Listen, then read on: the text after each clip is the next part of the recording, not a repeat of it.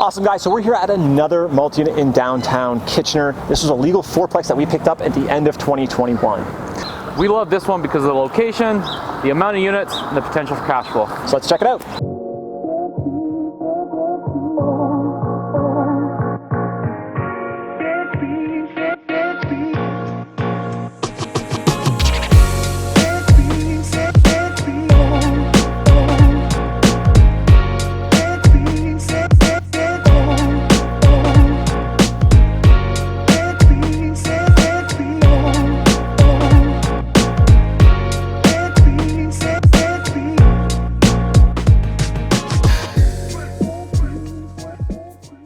So we're here in the back of the property, and when we originally purchased this legal fourplex in downtown Kitchener at the end of 2021, it was fully tenanted with two two-bedroom units and two one-bedroom units.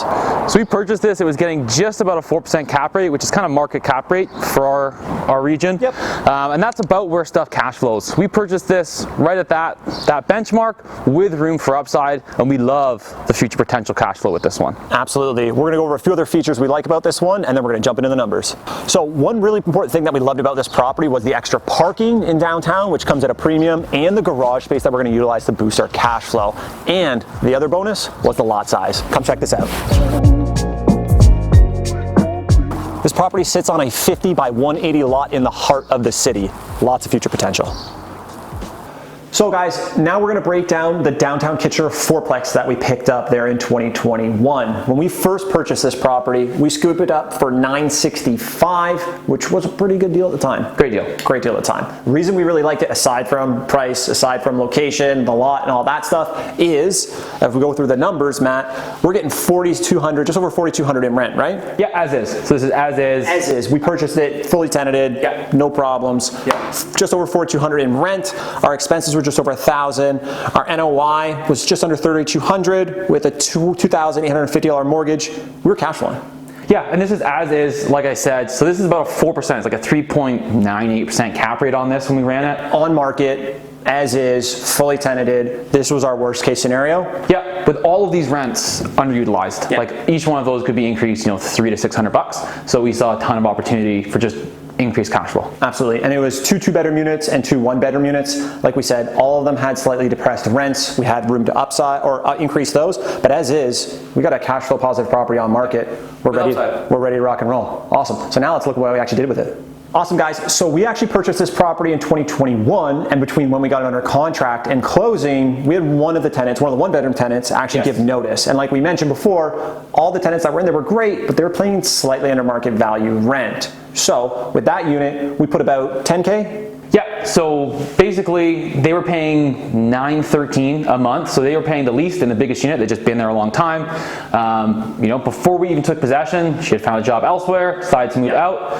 No problem. We went in and we updated the unit, $10,000. We were able to increase the rent from the $913, what we were getting, up to $1,595, which sticks us at 49 and change. $4,930 or something like that is kind of where we're at now, which helps our cash flow out, gives us just over $950. Just over $950. So literally from deciding to purchase the property with it literally just looking like this, by the time we took possession, $10,000 in renos, and we're up, almost $1,000 a month already. So we knew we were purchasing this one to turn over tenants eventually as they moved out, update the units, move them in and refinance. But because we were able to plop 10K into updating that unit, bump the rent just under $1,600, we're close to $1,000 cash flow as is. Fantastic. Awesome. So after we put our $10,000 reno budget into that back unit, the one bedroom, we got the new tenant in there, we have an increased cash flow, and that brought our cap rate for this type of property up to just over 5%, correct? Yeah, so just over 5%. That's with the $49.30 that we're coming in every month as our gross rent.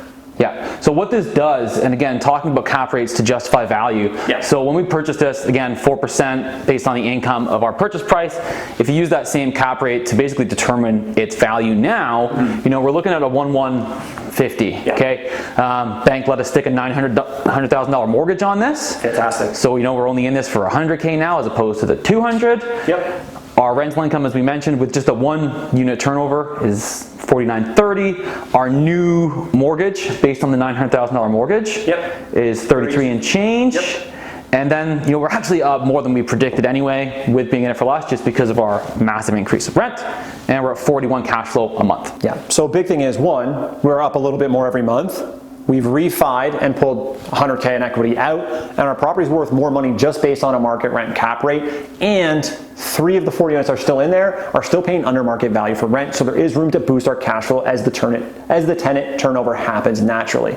In addition to that, Matt, what else did we do with the garage space? So we rented out the garage space as well. Detached garage on the property. That's going to fetch us an extra $150 a month. Yeah. Why not? We also love the lot on this one. Yeah. Zach can talk about the potential with that. Yeah, as you guys can see, we showed off the lot in the previous shot. It's a big 50 by 180 foot lot in the downtown center. We love big lots in the downtown core. Opens up tons of future potential, and we're really excited about that. Perfect. So guys, this is one of the main reasons why we love multi-units, why we love downtown Kitchener, and why we love the BRRRR strategy for these types of properties. We are in through 2 projects, 7 units total in downtown Kitchener for 100 grand. And we've already taken the majority of the money out of these projects and put them into other ones, allowing us to scale. This is a major reason why we're using the BRRRR strategy, is it allows us to scale and acquire more projects without accessing new capital. Now, Matt, why don't you take us home for the rest of the project here?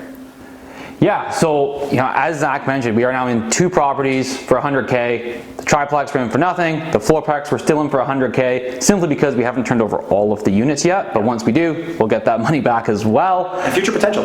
And the future potential. And what's great about all of this as well is the cash flow. With these 2 properties, I think we're cashing like $1,800 on our 100K, 2 properties, 7 units. Yeah.